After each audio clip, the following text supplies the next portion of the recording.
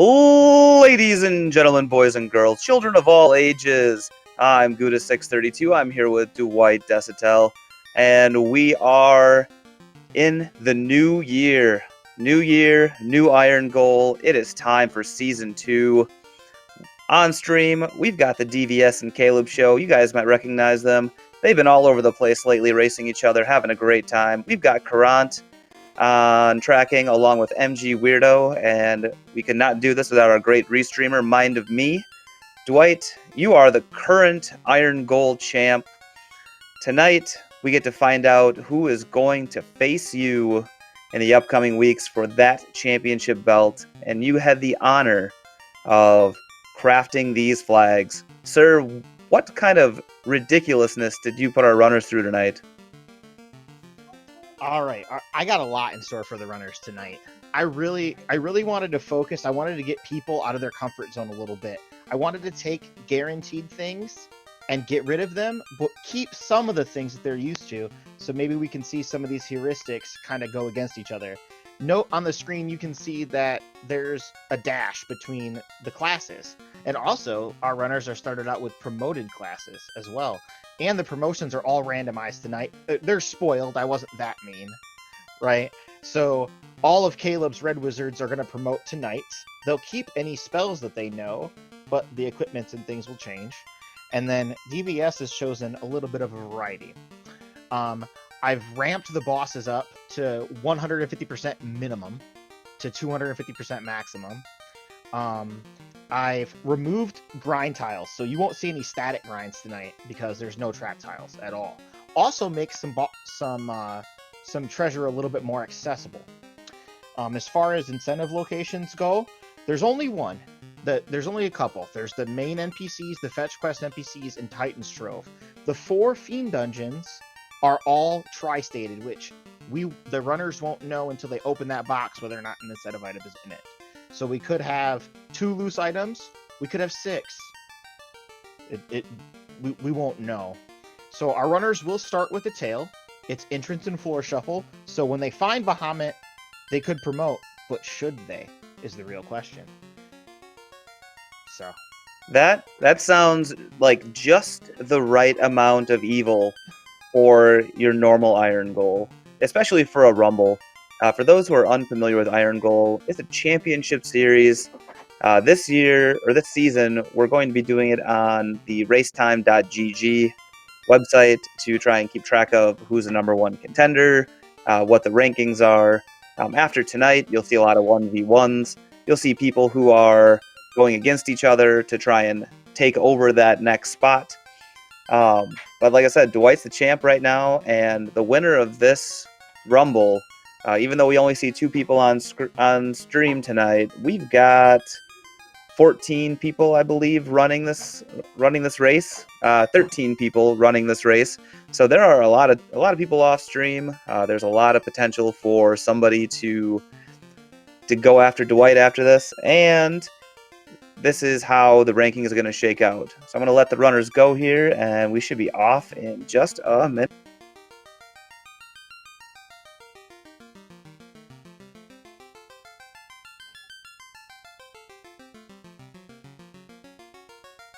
So Dwight, do you have anybody who you are really looking forward to taking on, or anybody you're really afraid of?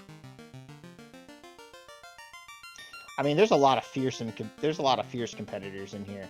Thunderclawed is an awesome runner. So is Bert. So is Caleb. So is my tag team partner DVS. You know, we're trying to take those tag titles from Caleb and Ale. So, but any one of these runners, Fry Teeth is a duck, but don't sleep on him because he's very good. So, Spellzap, the former champion, I just noticed is also in this race, who defeated me once when I challenged him, so this should be wild. Let's see. Provoca is Corneria Castle, all right. Well, what a just great start for these runners. We have entrance and floor shuffle tonight, which means that these towns can be anywhere. They're also deep towns, so finding a town right away at the beginning or at the main entrance is insane. Yeah, it's definitely really cool.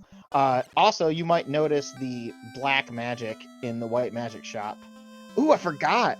Caleb taking advantage of the fact that I put on hints in the villages. So that's something that there's been a lot of updates to the randomizer over the last 6 months, 9 months since we got done with spring tournament. There is just so many more options that we have inside of the randomizer. Dwight, what are some of your favorite ones?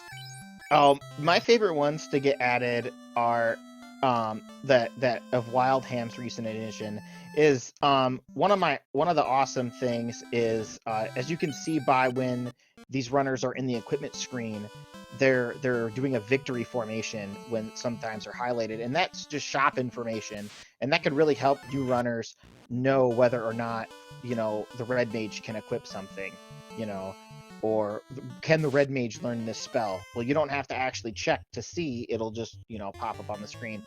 That's really awesome. They've added some incentive equipment, like you can incentivize the katana, which is incentivized tonight. There's just been blurst classes which are on, which give bonuses and malices to the light warriors, or that's on tonight too, and it's just wild. And we can see right now that we also have mixed spell books on. We have the normal randomized magic, but it's mixed in the spell book or mixed spell book wise. We do have level 1 wall fast and quad X. We have level 2 exit. We have level 2 life 2. We have level 2 ice 2.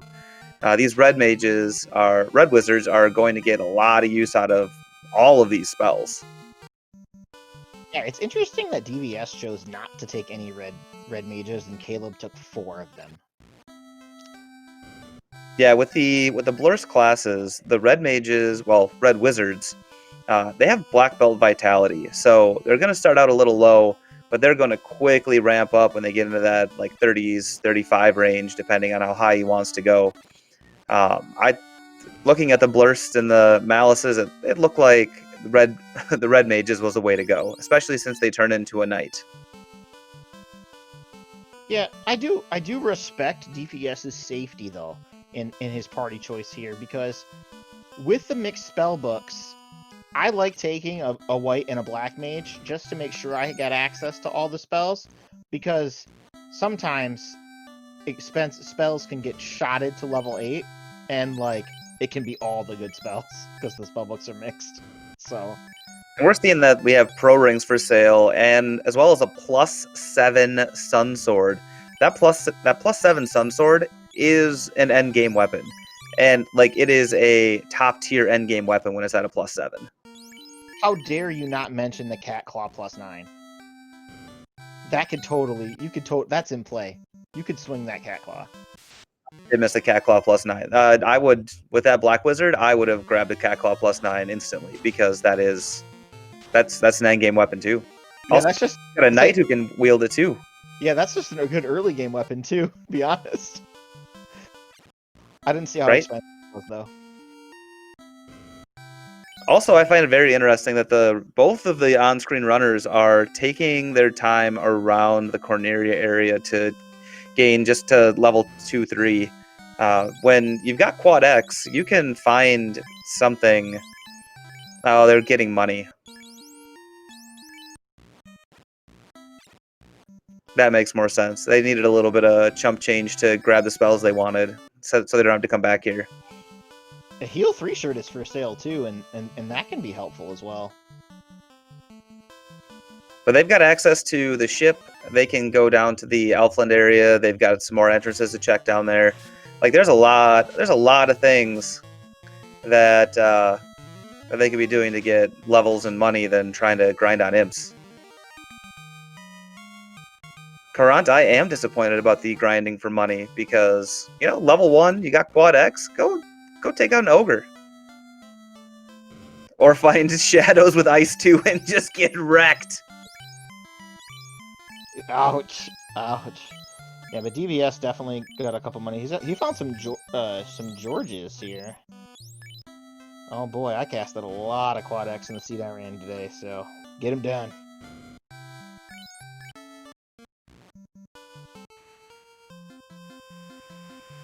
The power word threshold should not be changed. It should be 300.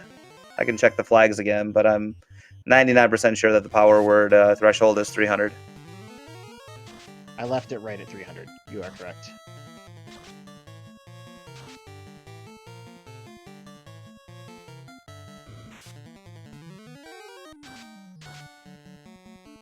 So DVS is fighting some Georges himself.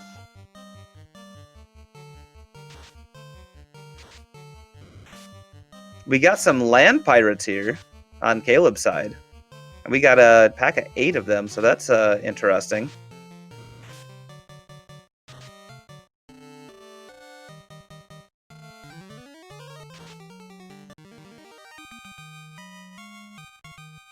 Caleb does need to be careful here, though, because he's got some stun. He's got somebody down to 9 HP.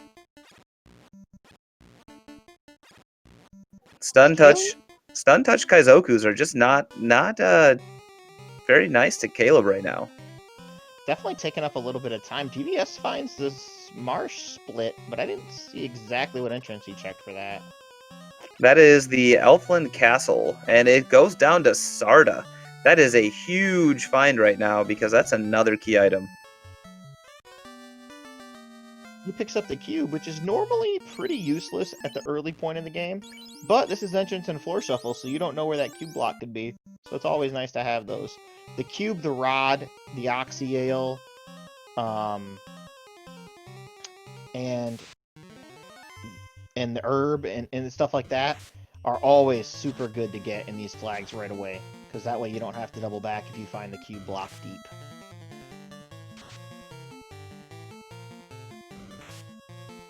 Yeah, and in these flags, you tend to, if you get one of those key items early, you tend to find the block early as well. Let's see this. Caleb found Melman up in Matoya's cave. I turned Deep Towns on. What is going on? Not only that, he talked to one of the hint givers, and the hint giver told him that we're gonna find the rod on the 3rd floor of Marsh. These hint givers are way too good. I mean, that sage is like, hey, look, I've been down to Marsh Cave. I got out. I didn't grab that rod. Put that there for you.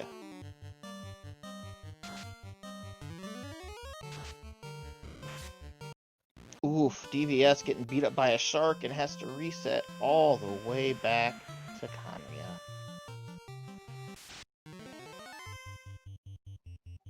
We got gargoyles that are surfing. That is one of the things that I found really interesting when playing these flags, is that you tend to get a lot of land enemies in the sea, and some sea enemies on the land, and an Ankleo hanging out here in the ice cave, which is not good. And Caleb is going to give us, and DVS are both going to give us a look at our Fiend Shuffle. I hope DVS knows that this might not be Lich. It isn't. It's Tiamat. It is nowhere near. He resets out of that. Yeah, screw that. I'm out. And at 9 minutes, we have the bridge boss.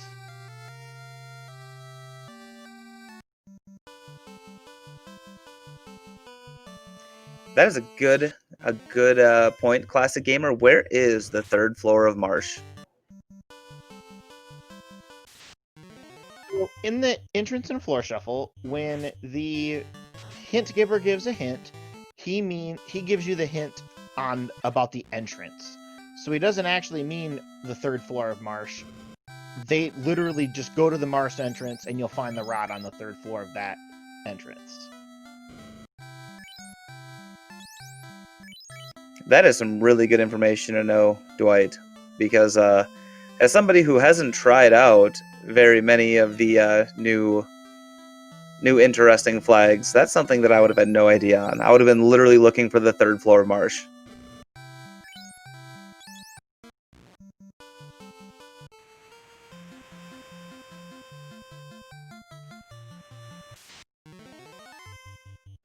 But both of our runners are just having issues here. We have buff pirates. Yeah, there's buff pirates. Caleb better know. Caleb's casting Bane. And he better get lucky because these pirates punch hard, baby. Yeah. Oh, yeah. Get him. That's what I like to see. Oh boy. Is he just going to keep banging his head against this for turn order? He might. He has Bane. And so, and Caleb has been a big proponent of this strategy when buff pirates are on, is to just go at him if you have an instant kill like Bane or Zap. And he might get it right here. The problem is if he misses on a single pirate, he might die again. But Bane's pretty accurate, and he ends up getting it. Holy bejesus. Bane did it. And now he's level 13. And he gets a foghorn. And for those in chat, the horn is the loot. Caleb has a fun percent flag on that is multi-instrumentalist Sarah. Ooh, a Fire 3 gauntlet for sale. Buy that, Caleb. What are you doing? He doesn't have the money. I mean, he does, but he doesn't want to use it on that. I would. I mean, that thing would pay for itself in like 2 fights. Yeah, 100%. And I'd probably even grab 2 of them if I had the money for it. Now he's only got the money for 1. But yeah, that's definitely, especially in this early area, that's pure profit. Oh wow, the crown's in the Marsh Cave too? Just go to Marsh. There's 2 items there. Oh wow, Excal +3 for sale. The Red Wizards can equip it too. So now I think I would have bought the Fire Gauntlet instead of that Dragon Sword.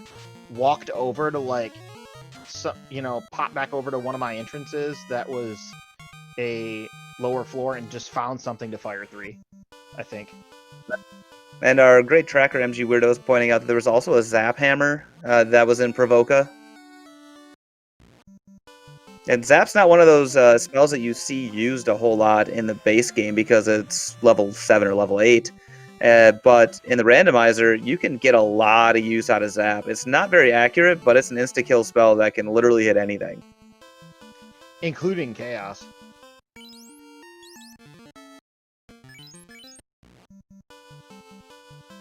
It's always a fun time when you send the 4 fiends from 2,000 years in the past to the 4th dimension. Ooh, DVS tries to quad X a fighter and gets it. So fighters are quad Xable. If DVS can make it through this, he'll get a solid piece of experience here with those quad X's. And 1 to 2 fighters is one of the great grind tiles that people can find when grind tiles are actually on. And welcome to chat, Groggy Dog. FFR hype, that's right. We got the Irongol going on right now.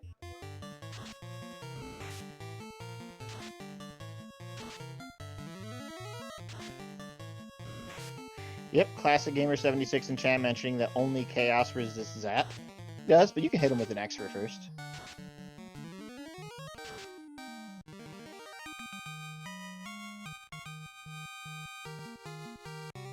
No key, no TFC, that's right. We've all been witness to the infamous TFC issues. So it looks like DVS found those fighters at the power cycle, so that was pretty smart.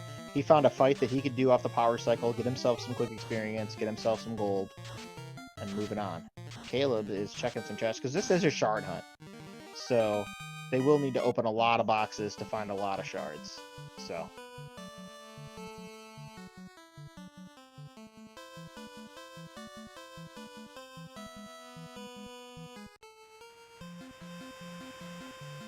Yeah, Classic Gamer, it is, I believe that you're right that it is still a 3 out of 256. Oh, and Caleb finds a Fire 3 gauntlet in a box.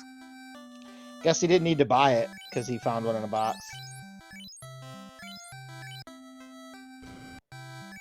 Classic Gamer 76, the TFC I was talking about was the last chance qualifier during the spring tournament of last year, where everybody full cleared the game, and the first person to get to TFC was the winner. Picks up a roost stick, which is just an absolutely huge item to have in these flags. Anytime you got heavily clamped bosses, some sort of evasion weapon that's not going to run out of charges is ideal. Least Greavy, this is 15 minutes in. There's not really a clear person in the lead because they're all just checking entrances. Caleb has taken out the pirates, so that's helpful. He might have a little bit of a lead. He's got a level 13 on one of his red wizards, so that's pretty fantastic. Yeah, level 13, level 8. I don't think the DVS quite has those levels, but they're both still middling around here on the inner sea, and I don't think anybody's even found the canal yet.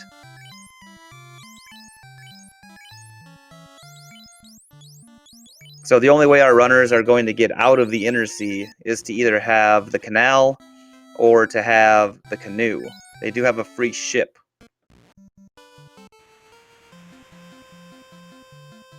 Yep. And these Gurnagas, 2 Gurnagas is fantastic experience if Caleb can take this fight down. He decides that discretion is the better part of valor in this specific instance, but it's going pretty strong here. He'll try to fight 1, though. So this is the Final Fantasy 1 randomizer, and to win, you have to beat the final boss, which is Chaos. We do have what's called short Topheron, so you're not going to see a long slog for 8 to 10 minutes. You will, though, see all 4 fiends have to go through the refights. So it's going to be a little bit different at the end, but you have to find 32 shards, and they're all going to be in boxes. That's how you piece the 4 orbs back together to enter into the short Topher. You're not short Topher, because I figured I was making these runners go through a slog to get there. I wanted to make it somewhat consistent going through Topher. I guess I just wanted the end of the game to be more about boss fight execution rather than resource management. Both are equally skilled, but I just wanted to see the boss fight stuff. Nope, no alt final boss. Not this time. Alt final boss is an infuriating flag, and I kind of wanted to make this a little bit more open so we get a little bit more participation. And some runners get shied away by the alternative boss flag because some of the alt bosses are really nasty. Especially when you're looking at some of the scaling. In this, the scaling is 150 to 250, so you're basically going to average a 200% boss.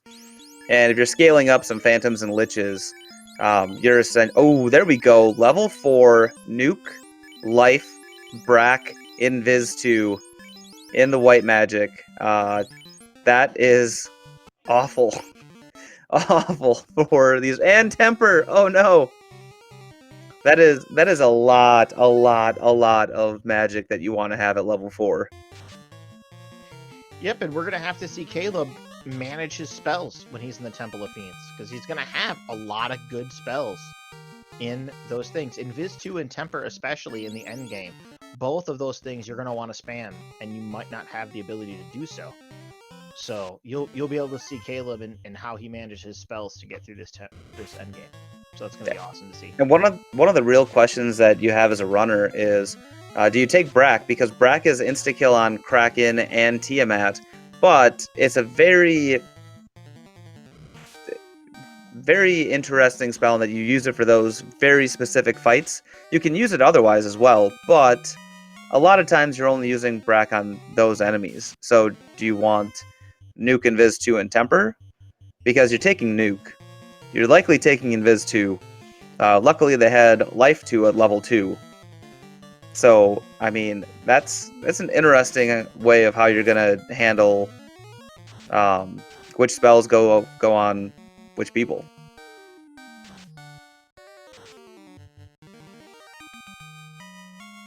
Definitely. Most definitely. I think one of the nice things, though, is because Life 2 was at level 2, I think, you could probably just skip on Life. Right. So then you're looking at only 4 spells, because do you want Brack or do you not want Brack? Yeah, Brack is nice in the sense that it really helps you get through Tiamat 1 and Kraken 1 a little bit faster. Xcal 3 in a box on DVS. Oh, Lampstick, let's go! The problem with DVS, but he does have a knight, so he can use the Xcal, but if he had a red wizard, he could have put the Xcal on a red wizard. Excals are also in the shop too. Yeah, but it's always nice to get one for free, man. It is nice to get one for free. Free is nice.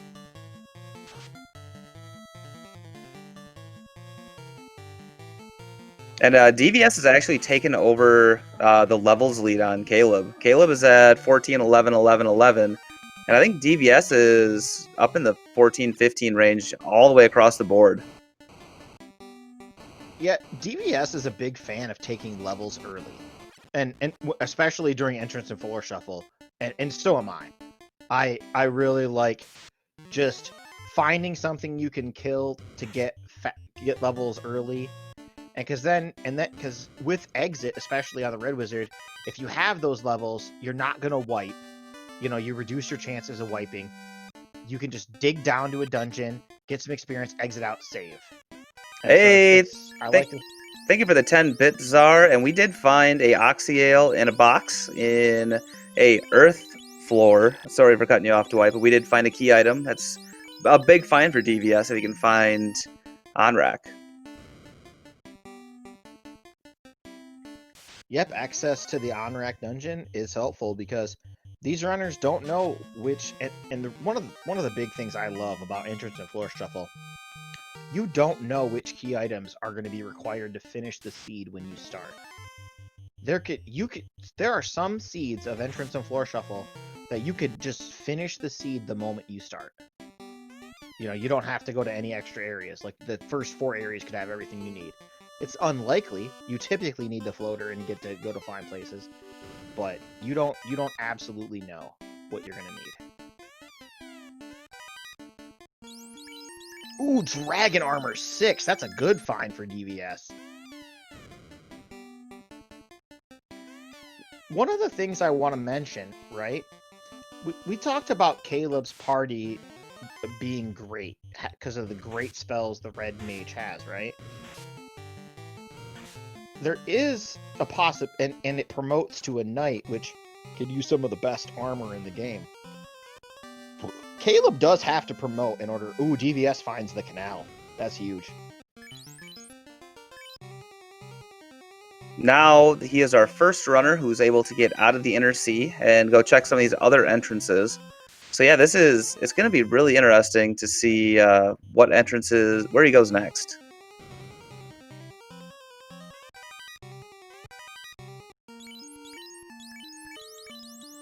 But the runners also did get exit at a very, very early level, which is amazing for entrance and floor shuffle. There are some of these where you end up with a level 6, 7, 8 exit, level 6, 7, 8 warp, and you're just grinding to get one warp charge or one exit charge.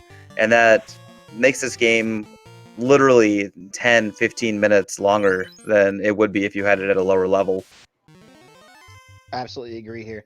We're going to see DVS go down to the Marsh Cave before he heads out of the Inner Sea, and I think this is really smart. He's looked at both hints. He knows there's 2 key items at this entrance. Oh, but it needs the Oxyale, and he has it. So luckily he did check the other entrance first to get that Oxyale, otherwise he'd be double dipping here. That's awesome.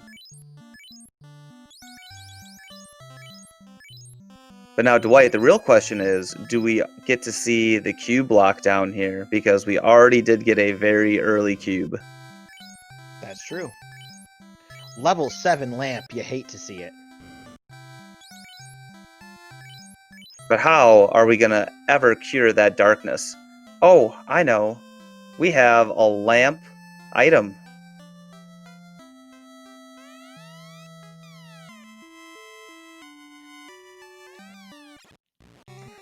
All right, so it seems strange that DVS checks that hint there, but DVS hasn't beat the pirates yet. But he now knows that the pirates have the loot, so he doesn't have to go back there until the very end if he doesn't want to. And that's good to know.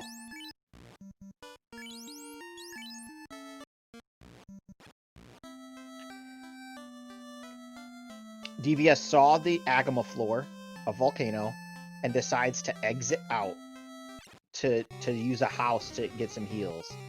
And I really like that play, because he's like, alright, I already found some stuff. I didn't know how deep this was going to go. I need to heal before I go down there. It's pretty smart. Yeah, since he used the house, he not only healed, he also got every single one of his spell charges back. So having that can really help out the runners, because otherwise, if you run out of spell charges, things can get real iffy real quick. And just like the hint giver said, DVS has found the crown. I wonder why I'm leading DVS's party. Do you think he wants me to take a nap?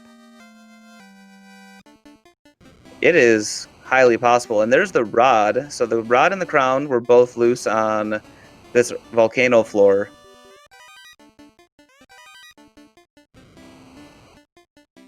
This volcano floor is loaded. Did DVS find 3 slices here? I think he did. Some nice encounters too, vampire and a mage. I really love this shuffled formations. You just never know what you're gonna see. Yeah, and Vampire Mage really kind of sucks because you can't use your harm spell because it won't affect the mage, and even your fire spells aren't going to do so hot on the mage. And DVS seems like he forgot that the force encounter tiles were off because he did the little walk around the Agama tile like we always do. Yep, like I said during the intro, I turned those trap tiles off just to kind of make you a little uncomfortable. You have that routing muscle memory ingrained in you where to walk around the trap tiles down here, but it might be bad to do so. You might be taking extra steps for no reason. And ask and you shall receive. Look what we have here. We've got the Q block. Yep. I wonder if... No, DVS put the Black Mage back up front. I was going to say, I was wondering if he was going to go with a 2-man Knight Black Wizard, but looks like he's going to take out the Black Mage as well. Black Belt is an interesting pickup by DVS here because I took off trap tiles. So usually Black Belt is reliant on finding a good static grind to be quick. Luckily, he already found that good static grind. It just takes 3 steps inside of the Northwest Castle entrance. Oh, you are correct. Very astute, Gouda. He could power cycle, couldn't he? Yep. And 2 fighters. Yep, you're right. No, that's completely reasonable. That is basically how a lot of our Chaos Rush flags work. Is you basically try and either find a good tile, or if you can't, you find something really quick off a power cycle. I always seem to get unlucky and just get like a 10-step run off the power cycle, and it's just never worth it. 10 steps isn't bad. Some of those Chaos Rush flags, man, you're talking 30, 40 steps off a power cycle. Well, lols, good luck. At least everybody has to deal with that, though. You know, kind of thing. Absolutely. And there was a French vanilla ribbon hanging out in the Sharknado room. Anybody who's played the vanilla game knows that in that room is one of the 3 ribbons in the game. And the treasures are not randomized tonight, so there will be 3 ribbons in this game, but 1 is in the incentive pool. So, which could be loose.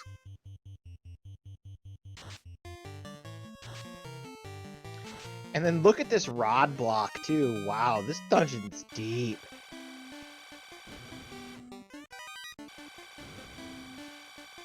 And this is one of the least favorite floors to ever check in the entire game, is this really spread out treasure room earth floor. Because there's only one chest in almost every single one of these rooms, but they're just so far apart. It's so many extra steps, and when you're actually in the randomized, like not an entrance and floor shuffle with randomized formations, there's a lot of just nasty enemies down here. DVS, I like the adjustment on the Opal 9. Really gives that knight a lot of absorb. You already have the dragon armor getting you most elemental resistances, and then you get to give that black belt the ribbon. So I was gonna malign him for danning me, his white wizard, but his knight has exit, so should be all right. Yes, it is time for bat blocks, but luckily we have NPC guillotine on, so these bats, they're not going to J-Cobra you anymore. And DVS taking on the vampire. The vampire got punched in the face. Will there be a key item in here? There is! It's a crystal.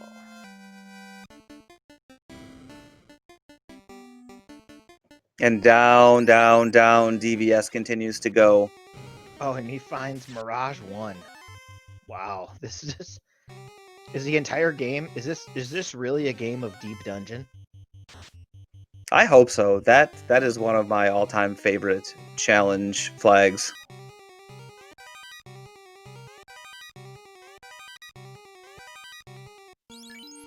It was really fun to prepare for the Deep Dungeon vanilla run we did that one Saturday evening. That was pretty fun.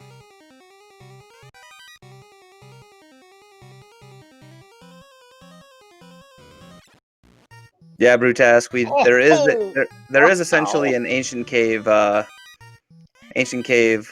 ROM hack of this game, and then we put the randomizer to it, and it works as long as everything's pretty much vanilla.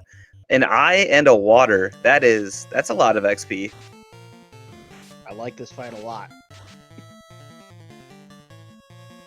Actually, not to get too sidetracked on Deep Dungeon, but Pink Puff actually fixed it, so it will actually work with most randomizer features now.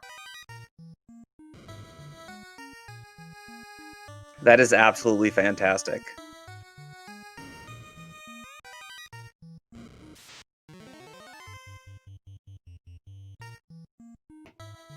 And with normal formations, the star floor that DVS is on right now, one of my all-time favorite, 29k, but this is one of my all-time favorite walking grind floors because there are a lot of easy-to-kill, good enemies with high XP on this floor. That seems to be true, even though that's not guaranteed because of the random formations.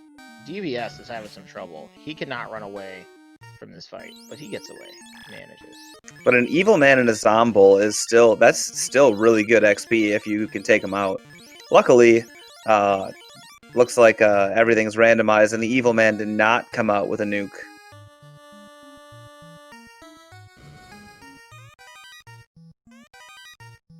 Picks up a Sun 7. Alright, this is a tri-stated box coming up here. So we will not know if there is a key item in here. And there is not. It is gold. That would be even better, is like this ends in mermaids, so we have 3 of our fiend dungeon incentives, well, tri-state incentives, all in the same. Oh my goodness. Holy smokes, this marsh cave. Wow. No wonder they said everything was in Marsh Cave.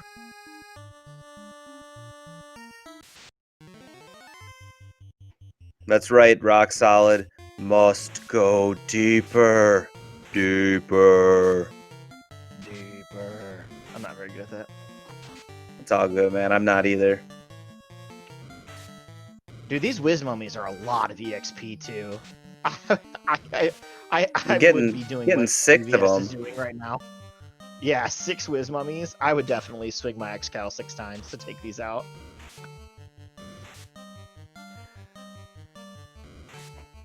DVS is going to come out of here with some just amazing levels on his 2 Light Warriors. Deep Topher is on Classic Gamer, and you might be right. We might end with a Garland fight, and then they have to go all the way through this again. It'll be a lot faster if they're go-moding it, though. But it still would be pretty funny. Alright, I'm in. Let's end in Temple of Fiends. Ooh, that Lock 2 shirt's a big pickup. We do have Lock always on, so if they get Lock, or if they get an enemy that they really can't hit, Lock's gonna hit every time. Yep, basically in the randomizer, lock is either always on or always off. Because if they try to put it anywhere in between, I just miss every time. So. Yeah, I set it, the last flags I did, I set it to 50%, and it was definitely not a 50% hit. It definitely feels like 0. Yeah, I think I cast like 8 times before actually hitting once. So it was a good time. So yeah, it just set it to always on. For anybody who's new out there, just set it to always on.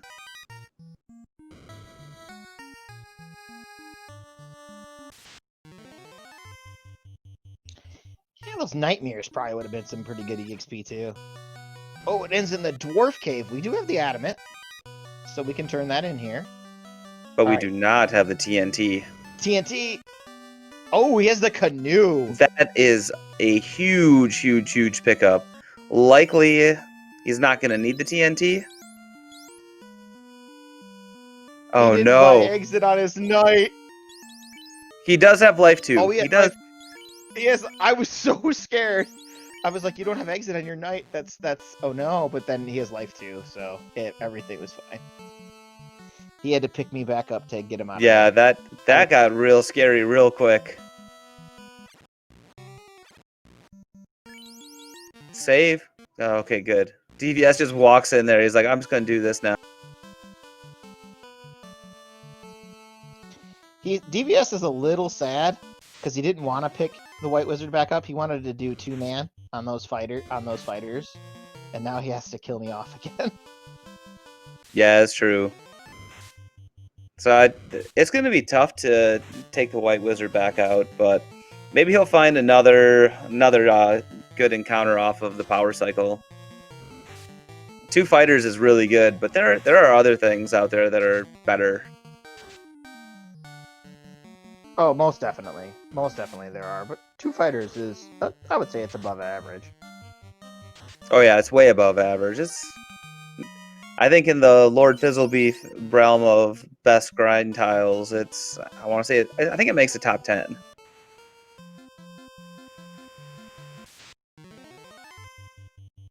I definitely could be mistaken though. I'm not privy to the actual list itself.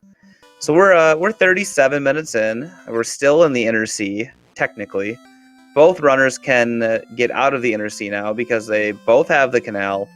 DVS does have the canoe.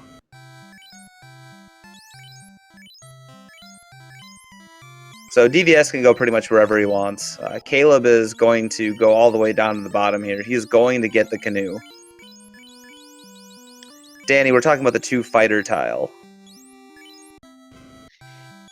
It's off the power cycle. It's not a tile because tiles are off, but.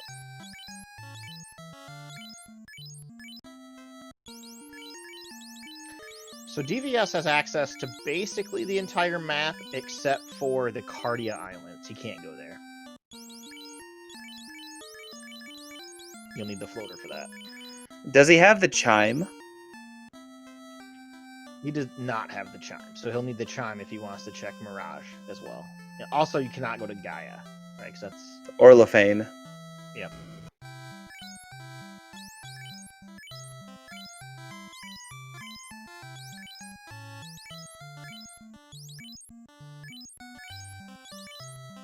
There we go. DVS picks up exit on that night, so now he can no longer have to worry about having to pick the White Wizard back up. I wonder if we'll see him try to bane the pirates here. That could be a good way to Dan that White Wizard. Just put it up top against those pirates. Yeah, he just completely avoided the pirates though again. So picking up that horn would give him some extra experience on the key items, so I don't know why he's not doing it.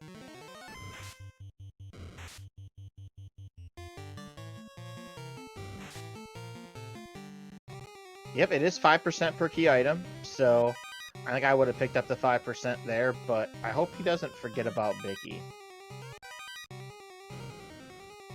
Luckily for him, Bicky is not required.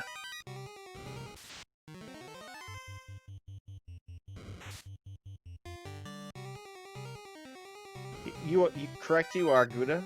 Bicky is not required. And it is strange. I thought when you turned Short Topher on, you just gave you the loot. But That's what I thought as well.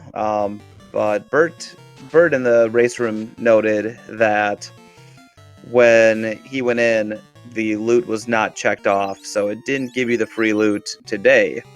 So I'm not sure.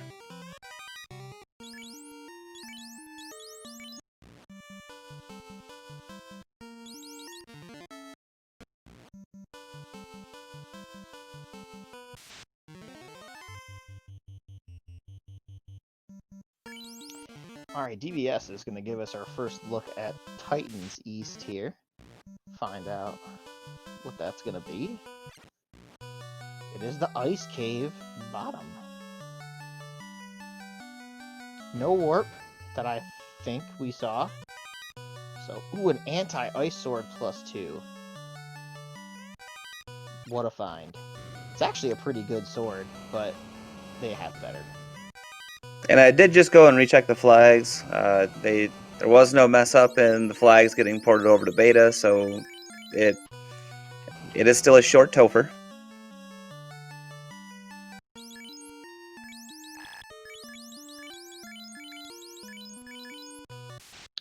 Another ribbon is a nice pickup. Ooh, this is a nice little fight. 2 Saurias. It'll do in a pinch. They seem to have a little bit above average for HP though. That almost 300 HP and they didn't die. That's true. Oh, a cake. I saw a cake axe. All right. Where's Dangwoo at?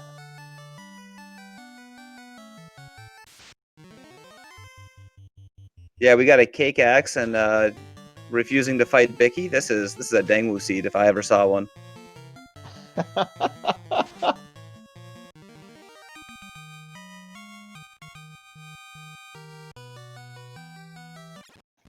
DBS's levels are coming along nicely. Level 22. You know, just methodically going through all the entrances quickly. So.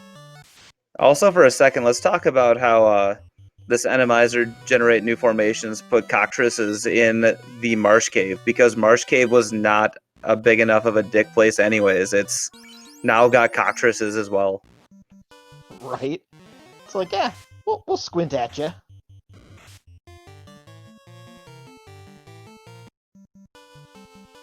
Alright, DBS. Find a ribbon. I would say that's a success. Finding a ribbon in the Ice Cave bottom. It's not what you're looking for. Here's Gaia, but I don't believe we have the bottle. Could be in the shop, though.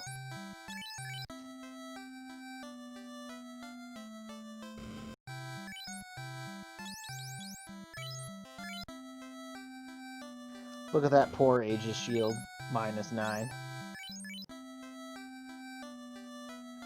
For deep towns, this is not much of a deep town seed. I had to go recheck the flags because I don't think we've actually seen a deep town yet.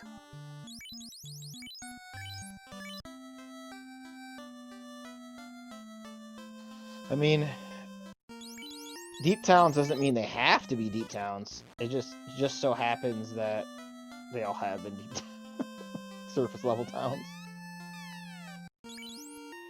Ooh, the hint giver telling DBS where the Zap Hammer is. And our great tracker MG Weirdo pointing out something that I very obviously missed, which is that Elfland was deep. So we do have at least one town that was deep.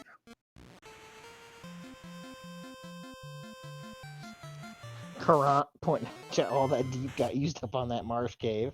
Yeah, that marsh entrance was super deep. I'm hoping. What would it take for that TNT to be required? Okay. Hear me out, Gouda. Hear me out. TNT. I'm ready. Turns into the chime, and the chime is Topher. Yep, that would do it. So then we gotta walk all the way back down.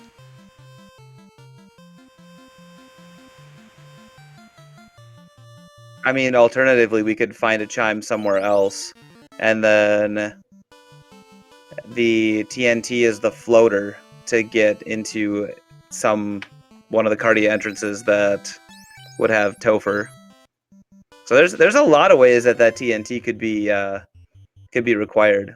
Let's cross our fingers, chat, that the TNT is going to be required. So DVS finds the slab, but has he been up to Matoya yet? So does he know where Melman is? That was like 40 minutes ago. I'm not sure. I think he did. I think he checked it right away. Okay, I think I was looking at Caleb's screen at the time. I just want to make sure. So it's not that huge of a deal because I don't think we found Lefane yet. Correct me if I'm wrong there. Danny, this is Gouda-Gate. Gouda-Gate 2021. We got to start off 2021 the right way, which is absolutely... Oh, there's a Zap Hammer somewhere. We got to start off 2021 exactly the way that we should here at FFR, which is just awesome seeds that throw our runners in 83 different directions. Yeah, Caleb and DVS have kind of been in lockstep. I'm kind of hoping to see a little bit of route divergence from them. So a lot of what I've noticed, at least with the route divergence in Entrance and Floor Shuffle, it comes when you get the once you get the airship. When you've got the regular ship, there's a lot of going clockwise and checking all the entrances as you come to them, because it seems to be the safe way, the easy way, and the game, I don't know how the logic works, but it tends to just throw things where they need to be as you kind of progress around the world. At least it seems that way most of the time. I did not quite catch what DVS found in that hairpin chest.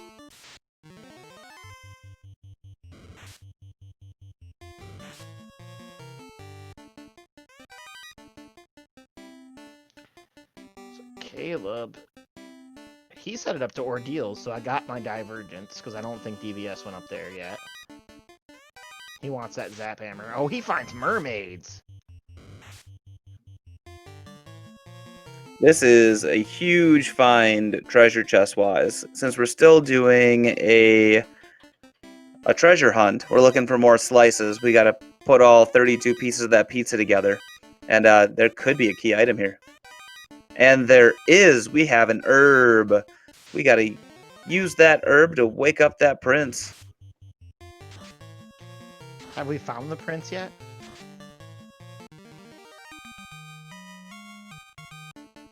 I do not that's believe a Cure 4 so. stick in mermaids.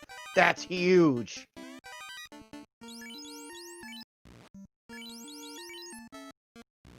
And there's at least a couple of slices in here as well. I think that's 4, maybe, so far. Elf Prince in Dwarf Cave, says MG Weirdo.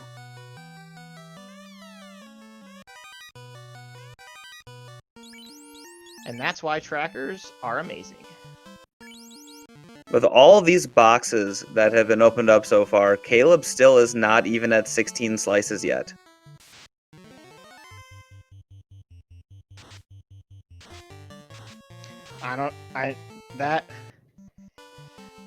But these runners haven't defeated any fiends yet either. DVS finds Crescent Lake, which is pretty nice. Some more magic, some more weapons, so a key item. But Caleb finding that Cure 4 stick is pretty nice. You don't normally get access to that, and that is pretty swell. It looks like Caleb is heading back up to the Inner Sea.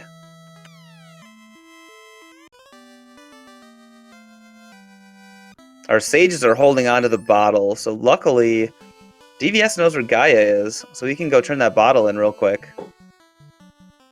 He did just get that hint, though, that told him that the herb was in ordeals, so he might pop over there real quick, go grab that herb before he heads back down. Because he knows where the Elf Prince is, which Caleb just turned in for vendor trash, the Vorpal -6. Man, poor Vorpal. The only thing that is good at is critting, and then you just gotta take that away, too. You just turned that Vorpal into a large dagger. Good luck swinging that one, Falconic.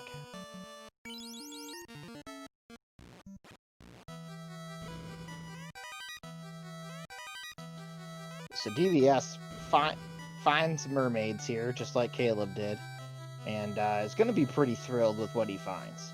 He's going to find the herb, going to find a Cure 4 stick, going to find some slices.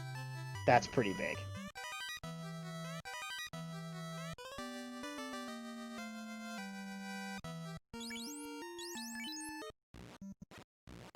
Well, classic gamer, you got to remember the prince has been sleeping for a while, so he just let that Vorpal hang out in the corner and get rusty. Oh, DVS almost just walked away from the Cure 4 stick.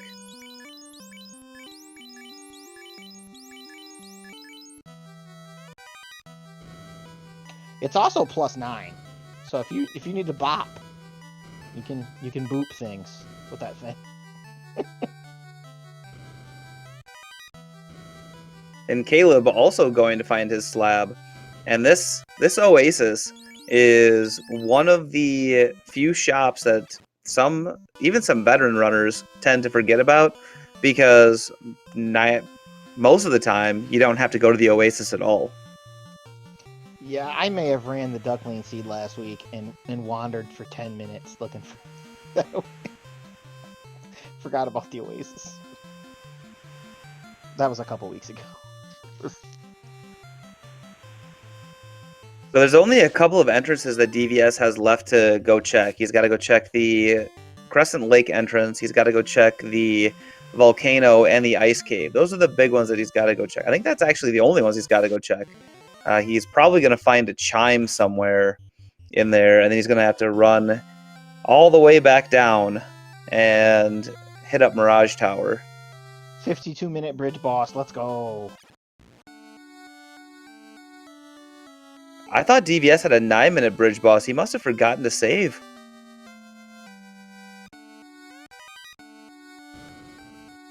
DVS getting the sad news about the Vorpal.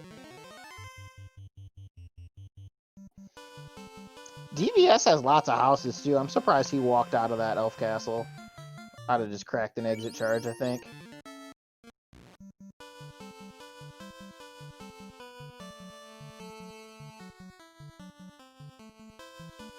I think he's headed back to Gaia, yep, he's headed back to Gaia to turn in that bottle. Caleb, going to translate the slab. Really like that play, just translating that slab over at Matoya's, because when you find Lefane, it could be deep, right? So it's good. You might need to turn that slab in. Yeah, for sure. Making sure that you can do that in one shot and not have to either go back to wherever Lefane is always great. Another ribbon. That's the third ribbon, and that's the incentivized ribbon. So yeah, a good pickup. Oh, but it was Astos was trapped in that bottle. You unleashed the kindly old king from the bottle. I didn't even know the fairy could be Astos. That is hilarious.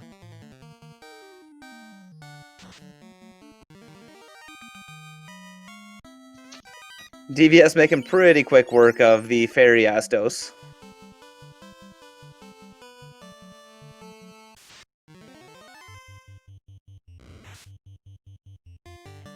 So this means that DVS is probably going to be the first runner to head over to, at least on stream, to head over to Crescent Lake. Find out what that town, well, what used to be a town, has in store for us.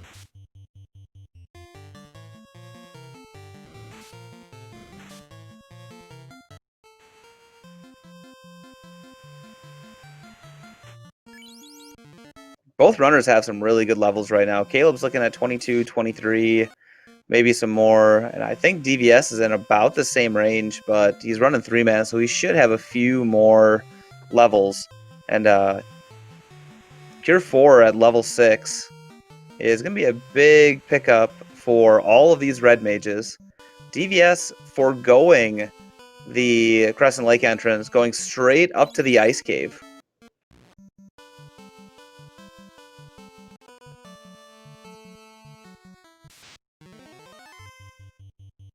And finding that swimming Agama, who decided to give up his life in the volcano to just live over here on the river system.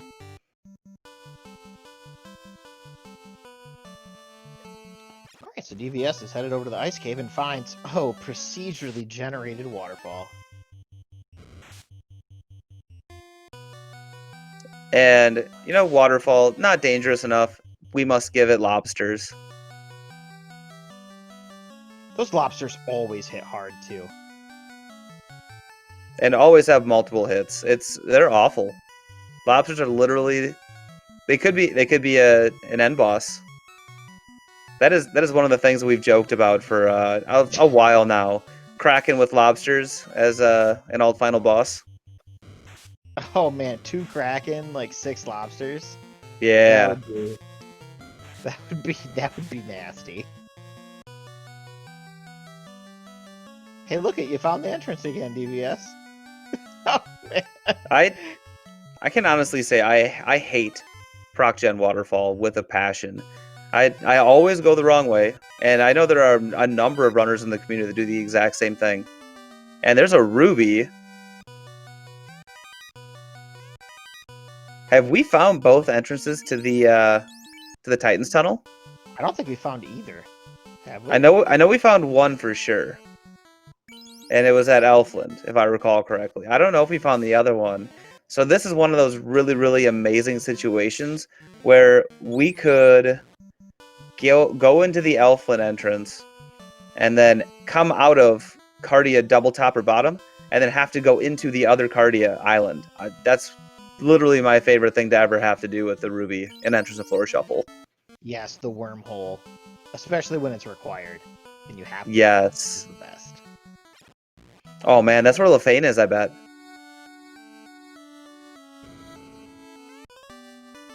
Oh, the TNT. There's the TNT. That's so good.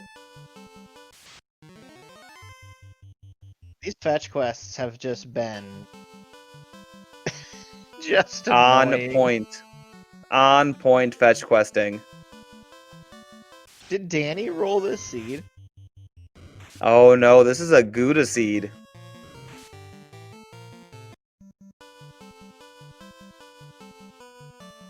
Danny handed it off to me. These runners can be mad at me all they want. If they're gonna be mad at anybody, they'll be mad at me.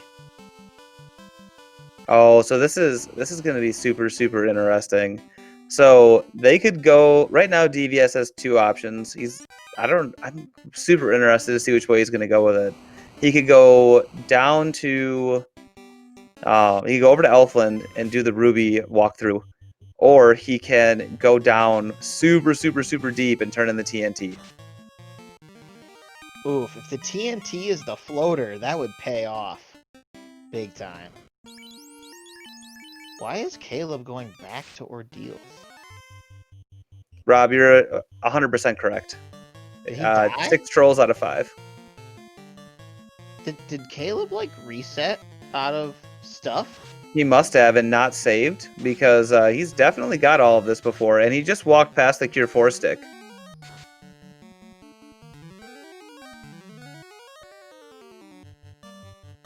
Oh, he remembered. But what the actual heck is going on here? I missed it. Yeah, I missed what happened too. But we got Kraken going out with some dark, which is essentially ink. So it's kind of French vanilla there.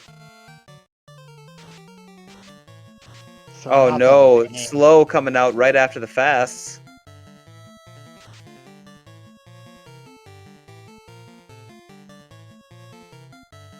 I love the Bane. Let's see some poison smoke. Fire 2. Kraken has traded in his lits, or her lits, for some fires. 1 hit for only 127 on a crit. That's rough. Luckily, I think DVS should have a lock something. He's a lock shirt. I don't think that quad deck's going to do the trick. 3 hits for 129 with a crit. That's not good. Another fire 2. This Kraken is playing really, really nice right now. He's definitely got the kid gloves on the tentacles there, for sure.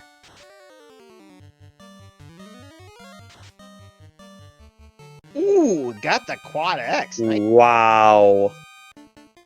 Oh, I thought the DVS's levels were a little bit better than that. So he's 20 and 19 on 2 of his light warriors. But now he's where are you gonna go, DVS? That's the real question. Oh, he is. He's gonna go over to Elfland. He's gonna canoe over there instead of go over there the long way. This is really, really smart. And he's saved really close to Crescent Lake. So when he goes through here, if it's not anything he wants, he's gonna reset. I like this. Check the wormhole. This is an incentive location too. This is actually like a known incentive location. He should check this.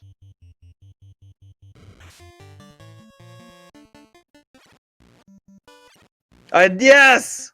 What are you doing? He wants to exit back out. Yeah. Oh, it's here. Oh my goodness, that's so good. He's still gonna check the wormhole though. Do it. Oh, it's Kraken floor. It's the Kraken floor. I'd save and do this. It's either carry or lich. This is a very doable fight. And he knows it's either carrier. Yep, because he's seen the Tiamat. Oh, I would have iced 2 of these 9 Perilous. That's a decent amount of XP because there's 9 of them.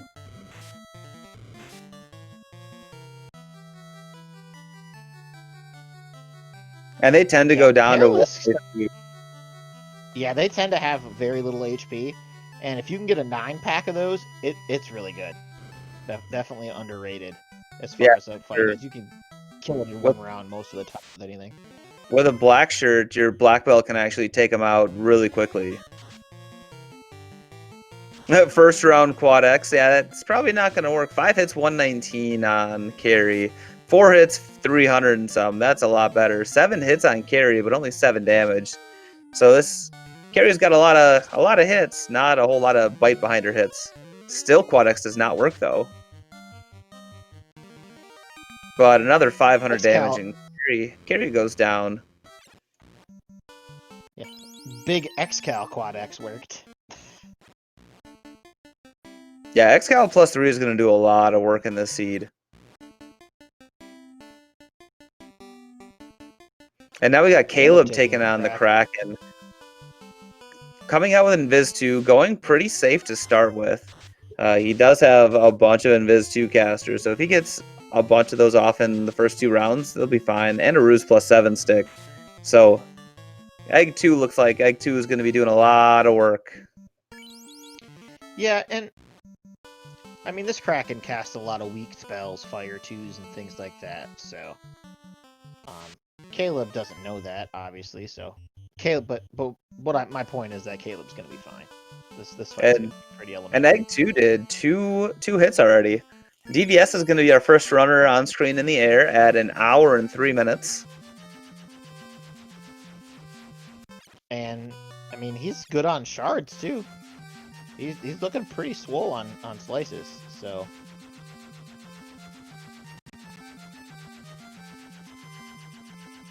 And Caleb going literally the exact opposite strat that DVS did. DVS was going Bane and punching, and Caleb's over here with nuke and fades. Just spamming nuke and fades. It'll get it done. Even with, 150% health, these first fiend fights don't have that much HP. A few nukes will take them on down. That Kraken seemed to be super, super beefy with HP, and DVS has found our C-split. Yep. And we have not seen Topher yet. We have not, and so I'm interested. Ooh, he finds Matoya though, and a slice. If this is the chime, Katana plus 6. Ooh, where's Will Bloodworth at? He would be just in heaven. Katana plus 6. Katana plus 6 can do a lot of work. Oh yeah, that thing. It's already the best sword in the game. Yeah, it'll cut through fiends like butter. Now, DBS did skip a couple of chests in that Earth Cave section there.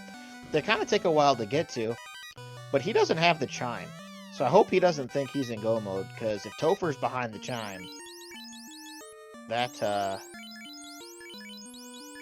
be Be some bad news.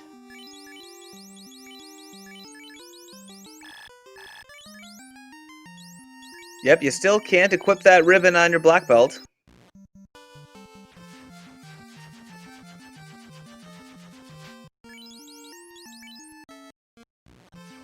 I think DVS is actually almost done in shards, though. And for anybody who's new to watching the randomizer, one of the things that DVS just did there is a veteran move. You save while in the air, and then you just reset out and you're already in the air to go to the next spot. And he did it again.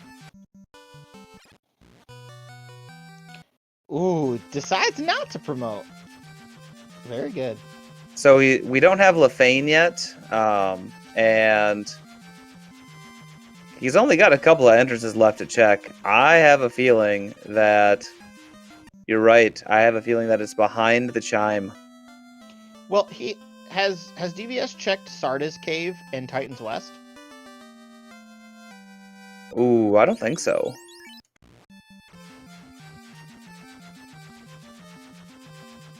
This is why having a really, really good entrance and floor shuffle tracker is needed in these. Once you get in the air, you've got so many different places that you can go. He must have heard you, Dwight. Because here we go. We got Titan's West. I tend to remember Titan's West because early in my entrance and floor shuffle seeds, I would forget it was there a lot after I got the airship. Oh, Warmack, let's go! Oh, he's taking on Warmack. It's unrunnable, he has to. It was also patrolling. Oh, was it? Yeah, that's what it was set to. Gotcha. I must have forgot. So he saw him and he goes, "Hello." Oh no, black belt missed. He has a lock shirt. That's not that big of a deal. And the X-Cal That big plus 3 old is already punch. doing a bunch of work, so... I mean, this thing is 150% clamped. Oh, nuke! Yeah, this one. Yeah, you done. This one's- You this done, one's- boy. You done, boy. 560 damage on that black belt. Womp! Just splattered. The black belt just right into the pings ground. off the armor. Tink, tink, tink, tink, tink. And we got Caleb finding our floater at 1 hour and 8 minutes. He's only a 5 minutes behind DVS. He's not very far behind at all. That's easily able to be made up by 1 or 2 different choices. He didn't check the other end of that wormhole real quick though, and so he'll have to fly there.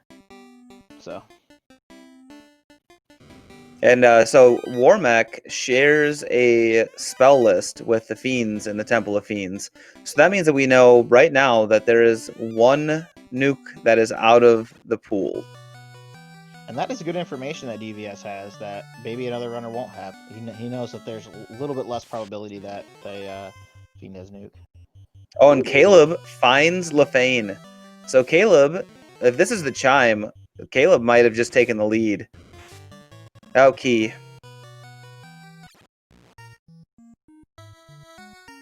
DVS finds the Bridge of Destiny, which this is Lich. So this finishes DVS up in shards, by the way. He is done. He's found all the shards. He just needs to find the Temple of Fiends. And I think it's behind the chime. I think you are correct. I think it has to be behind the chime. Did he check Gaia? He did check Gaia. It was a dead end. He has not checked Lefane yet, though. Correct? Oh, it could be in Lefane. It could be the vanilla Lefane location. Yep. But he probably wanted to have more shards when he checked, so I'd like checking that location last too. Oh, I Now he agree. can just go there. The Lefane location is always awful to go check because it's such a long walk, and it, especially when you have dead ends included, it makes things so iffy. Question in chat from Rock Solid: is Corneria locked incentivized? No, it is not. The only incentivized location was Titan's Trove. The Fiend dungeons were tri-stated, and NPCs and fetch quests were incentivized. And there were a decent amount of loose items that could have been included, and DVS did skip. I want to say it was about, what, 6 chests? Yep, right around 6 chests that he decided that he wasn't going to check. So maybe he's running the gamble that, hey, I have more entrances to check than chests, so all I have to do is find the Temple of Fiends location, and there's only one location that it can be in that I can't access. And right now, I think he's down to a coin flip on if it's that entrance or not. Wait, did anybody go turn in the TNT? Oh, it could be the TNT. Yeah, DVS is not turned in the TNT yet. Yeah, it could be. Oh, that's what I want. Come on. That's what we've been hoping for the last 40 minutes. It could be the TNT.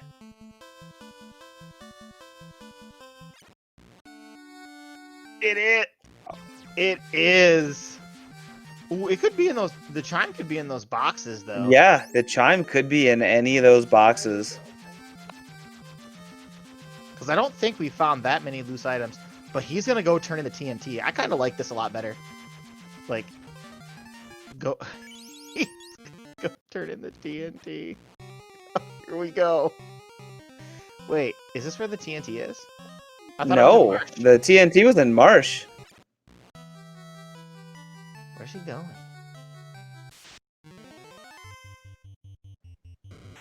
I don't know where he's going. But Caleb is going here. He's gonna take out Lich and have no problem with this at all because it's Lich.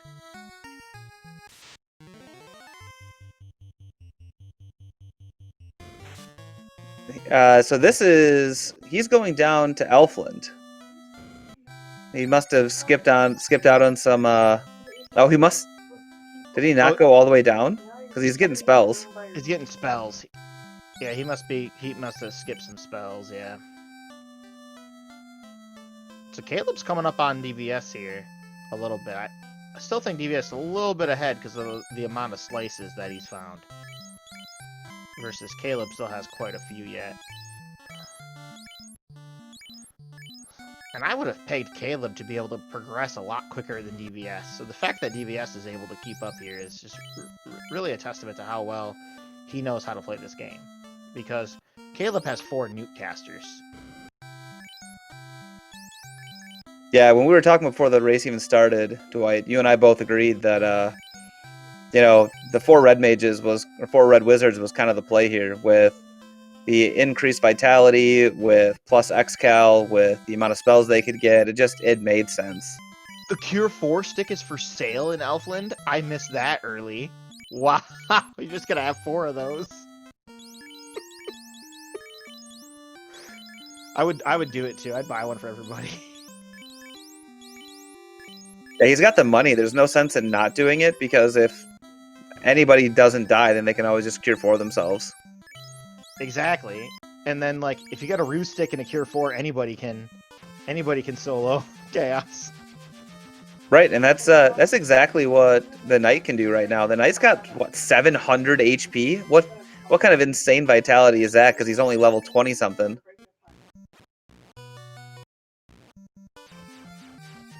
Thinking about it. DVS is thinking, where didn't I go? He may have forgotten that he did not turn in the TNT. Because that would be a very difficult thing to remember, because you pick up the TNT so late, and it was the same time that you were looking for a floater.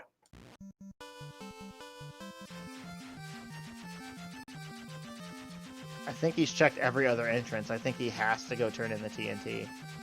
He did skip some chests, so, but does he remember where that deep dungeon is? And he may have checked it off. He may have said, I went down to dwarfs, I turned in the adamant, check mark next to the box. So close to it, DVS. You're so close to it. And Caleb is going through and he is doing the C-split. What? Did he reset out of getting all the spells? Is that why he's going back down here? He must have. Oh man, this is you can tell just by actions when somebody starts getting tilted and they get, oh my goodness, what did I forget? Where am I going? What happened? Oh, Or he's checking TFC. he must have skipped some chests here. He skipped some chests here. Yep. DVS is usually pretty level-headed and doesn't tilt easily, but this is for the #1 contender for Dwight's championship. This is big. this is the big time right here.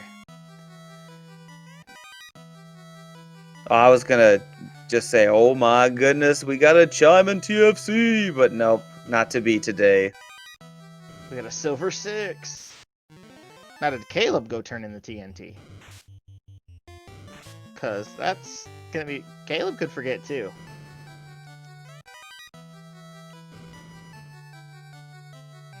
Look at that pure bonk. Let's go. Never poisoned. OP. And let's talk for a minute about how in any normal game, like at the early game, if you find a copper +8, that is better than a silver bracelet. That is really, really good absorb. Caleb has 4 knights now.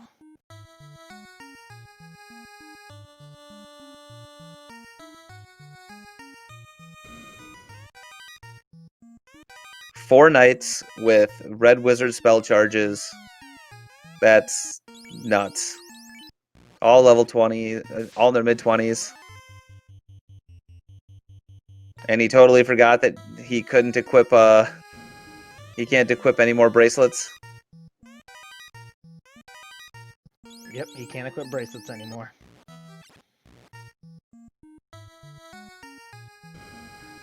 And the reason why Caleb can't equip bracelets is because his knight has the malice that he can't equip bracelets. So.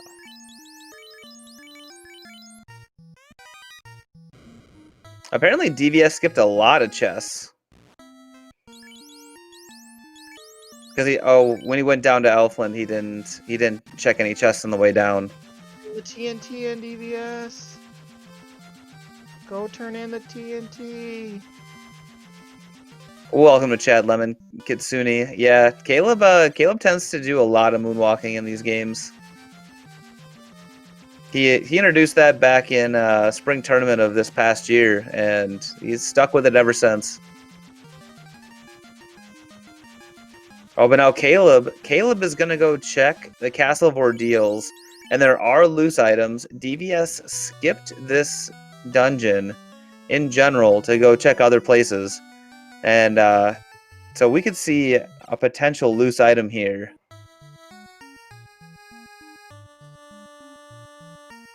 I feel like the TNT turns into the chime, which is what hides Topher. I feel like you're probably correct, but there's still the potential. Oh yeah, I mean, there's a Mazza somewhere in this seed too that was incentivized that I haven't seen anybody pick up. So the TNT just could be the Mazza, and the chime could be loose up here in Ordeals, and Caleb will find it. So I definitely agree with Caleb checking it and disagree with DVS not checking it. Yeah, DVS has gone back to the places that he hasn't checked yet, though, so... If I'm DVS, I'd go turn in the TNT first before I go check Ordeals again. I know it's deep, but it's a guaranteed key item. You know it's either the Mazza at this point. At this point, I think he knows it's either the Mazzamoon or the Chime. Because I think these runners have checked every other entrance. I don't think Topher could be anywhere else besides the Chime. You want to know a secret, Dwight? Sure. The #1 contender for your title has been decided. It is the great, the bandit, Burt Reynolds. Oh, let's go. Oh, boy. finishing with a time of 1 hour, 19 minutes, and 56 seconds. I better brush up on my vanilla-ish.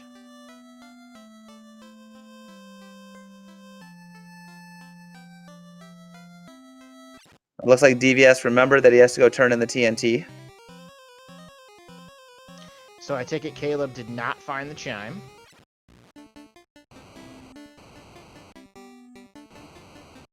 But everybody's going to continue with this race, and everybody's going to keep going.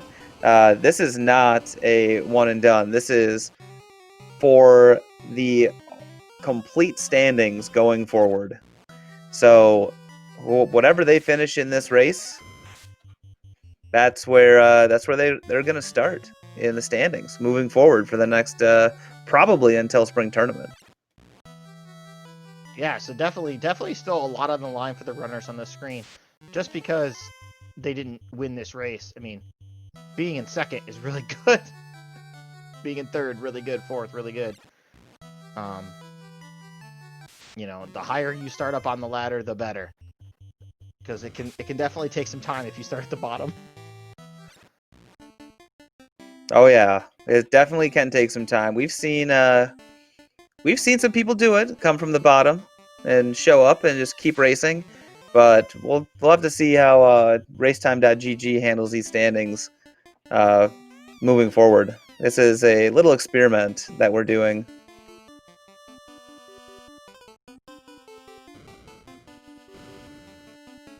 So DVS is diving down deep.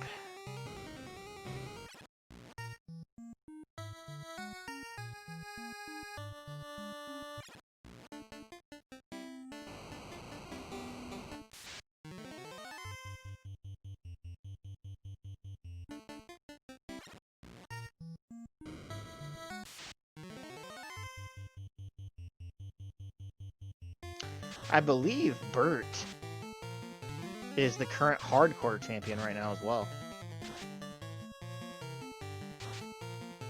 Well, I can go take a little gander. I think you might be right. I think he won last Saturday. For those who don't know, we do have a hardcore division.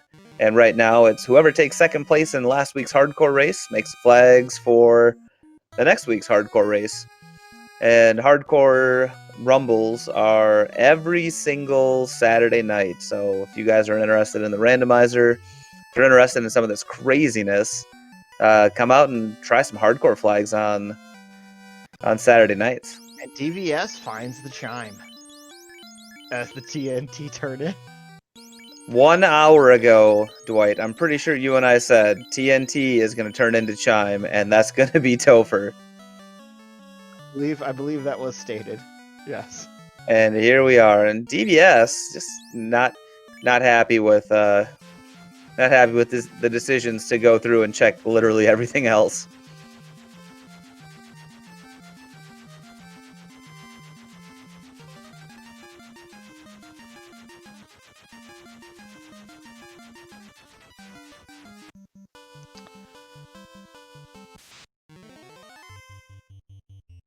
Oh, frost giants hanging out in the desert. That is not their normal domain. Yeah, it seems like they would be a little out of place there. Maybe they're just on vacation.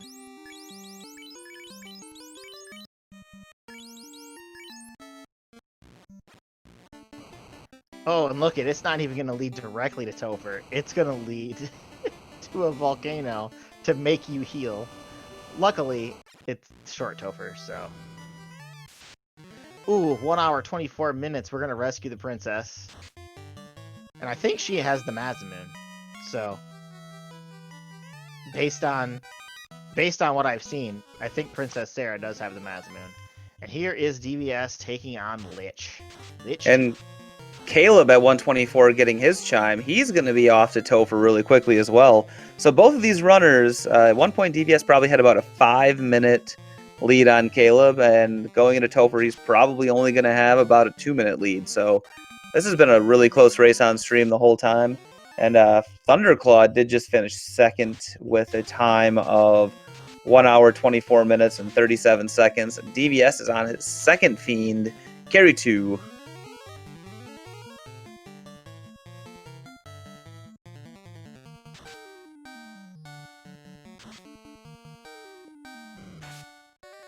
Carry 2, that was mean, Carry. Why would you hit me like that? Let me tell you, Dwight, this is what we do 2,000 years in the past. And Caleb jumping into Topher at 1 hour, 25 minutes, and 40 seconds. Luckily, 9 life 2 casts, but I don't know who that was, but he's got 9 life 2 casts, so he's doing alright. Whoa, we have Dead Pulse finishing in 3rd place with a time of 1 hour, 26 minutes, and 18 seconds. GG's, Dead Pulse. Wow.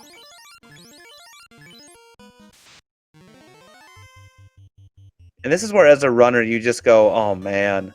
You just feel like I could have made up that 2 minutes, that 3 minutes somewhere in the run. But DVS taking on the Kraken 2, doing some fast, getting hit 9 times for 500 damage by his knight. So we're going to see a Cure 4 stick come out here pretty soon, I have a feeling. Look at that White Wizard with Nuke. Let's go. Not a Cure 4 stick. He's going to use the Cure 4 spell. It doesn't really matter. Everyone has a Cure 4 stick. Like, unless Cure 4 shares a charge with something, and then it does matter.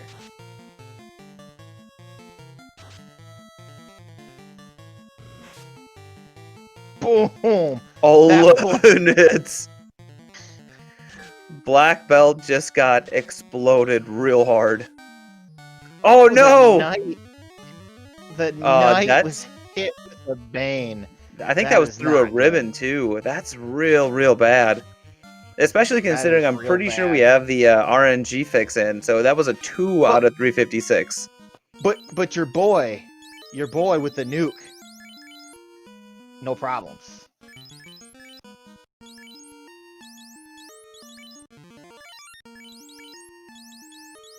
White Wizard just too OP. Please nerf. Yeah, Bert, I think that was through a ribbon. And with that, Caleb has caught up with his 4 knights. He did promote from a red wizard to 4 knights.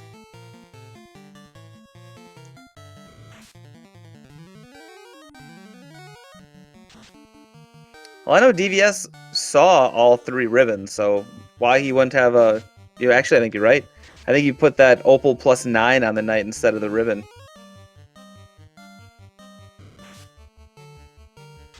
Ooh, Tiamat 2 blows up the black belt. Hits for 403 on the knight. 7 hits for 304, not enough. 315, DVS wipes to Tiamat 2. And Caleb is down 1 egg, but he is swinging a lot of swords over there. 1 hit, 1 damage, 7 hits. The XCal 3 is doing work. I don't think that Caleb went to go pick up 3 more XCals like he could. Should we have like a Skitmitar at that thing? Dragon Sword, maybe? Whatever it is, it ain't doing much. DVS battling Garland. There's again. the shirt coming out, and Kraken is still standing. 5 hits, 255, 2 hits, 2 damage. The XCals were for sale. I believe it was in Corneria, so he could easily have 4 XCals being rocked right now. But he's seeing these people finish, and he's saying, we gotta go fast. I mean, that makes sense. He's probably got enough to do it without 4 XCals.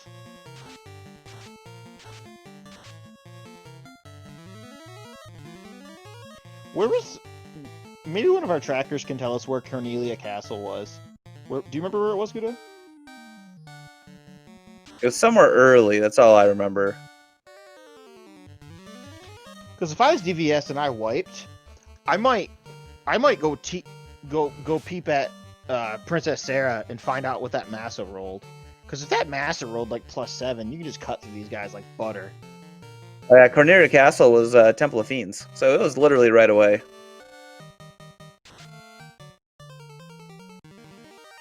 And down goes Carry 2 on DVS's side. Caleb's still sitting over there swinging. He's got 5 hits, 149. He's got some temper charges coming out. He's, well, what you gonna do, Caleb? 1 hit, 133. Fade coming out. Tornado coming out on Tiamat's side. The lock shirt. We had, where in the world are these Cure 4 sticks to make sure that your Egg 2 stays up? Yeah, I mean, Cure 4 sticks are great for battle, and you should just save your Cure 4 charges for outside of battle to heal up. Tiamat has got nuclear. I don't believe I saw that last time, but Caleb's in a little bit of trouble here as well. DVS also resets out. Not sure what happened to him. I think he was on Kraken, and Kraken probably crack-a-lacking some of his light warriors. But that heal 3 shirt's doing a decent amount of work healing up his party.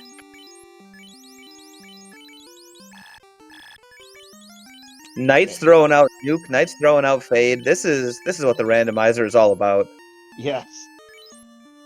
Yep, Knight. Red Mage Knight. Maybe that's why Caleb didn't think he needed the 4 Excals, because he's got Knights with Nuke. But, and he's got a lot of charges that Nuke too. Yeah. Throwing out the Quad X, ineffective. Swing of the Excal, 8 hits, 129. Gonna have to do a little bit better than that. DVS fights Garland for like the 4th time. And Tia's thrown out Inferno, and luckily he's got ribbons, so that Inferno's not doing a ton of damage. Caleb throwing out some fades. Get some good rolls though. That was a huge fade. This Tia is still kicking. Oh, Tia finally done.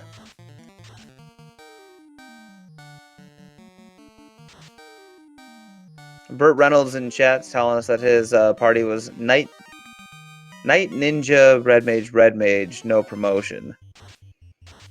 DVS getting ambushed by Carrie with a Fire 2. That's not the worst thing that could happen, but Caleb's here on Chaos trying to close the time loop. Starting off with an Invis 2 and another Invis 2, Ruse Stick, and another Invis 2. So that Egg 2 is going to be basically maxed out on evasion after round 1. And everybody else is going to be at half stacks of evasion. This is always a good start when you're going up against one of these high clamp bosses, because these Chaos is gonna punch hard. He punches you, even a Knight with all the absorb, it's gonna hurt. Oh, and he did pick up Saber on Egg 2, so that's essentially a power bonk, and that's a really good pickup. So he's doing Saber, he's got Wall for Wraith, and he's done some Tempers. So Egg 2, once Egg 2 starts swinging, Egg 2 is going to be swinging hard. Yeah, I mean, the Excal doesn't get the bonus damage against Chaos like it does against everybody else, but it's still +3. The weapon doesn't crit very much on its own, but you get enough Sabers and Tempers, it's just going to hit really hard. And that's all. The base damage on the Excal is high enough that once you get any plus in there at all, it's not bad. And DVS is back on the Kraken fight and is having just a heck of a time again. Luckily, Kraken missed DVS. So Caleb throwing out fades. Chaos trying to rub Egg 2. He realizes Egg 2 is getting all these buffs, and he said, hey, looking shiny, here's a nice little rub. It did not work, thankfully. We're going nukes, we're going lock shirts, and 60 damage. What in the world out of that? I think it's a dragon sword. Looks like a dragon sword. Fade coming out, 304. That's a huge fade. Yeah, it's dragon plus 8. Fade. Wow. Right? Dragon plus 8 was only doing 60 damage though on a crit. That's a lot going on with Chaos and his absorb. 6 hits, Zap coming out, ineffective all the way around. We have Wall, we have ribbons, so we're good on that end. And DVS taking out Kraken 2. We'll see what happens when he gets on to Tiamat. Fade coming out, 137. More lock 2 shirts. 76 damage on a crit by that Dragon Sword. 4 hits, 300. Lit 2 coming out. Chaos doing just chip damage. I didn't even see what that was. What he used there. We got fade, fade, fade, fade. 302. There's a lot. Oh, Chaos also has fast. That's not good. 4 hits, 238. Heal 2 shirt coming out, or heal 3 shirt coming out. These knights have a little bit of low HP because they're all under 400. So luckily, Chaos hasn't thrown out, knock on wood, a nuke yet.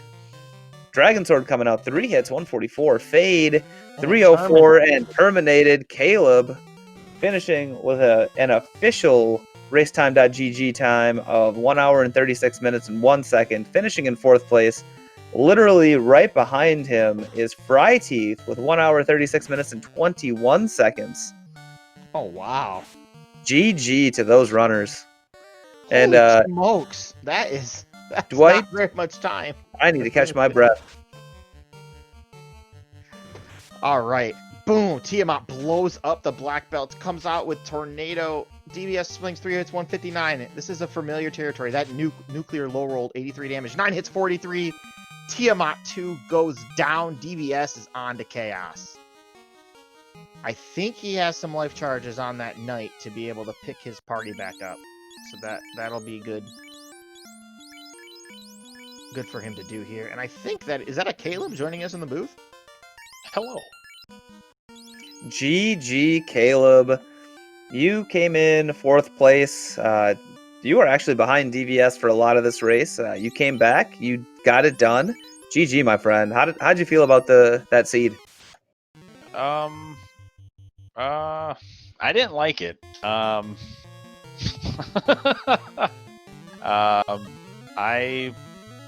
It was okay.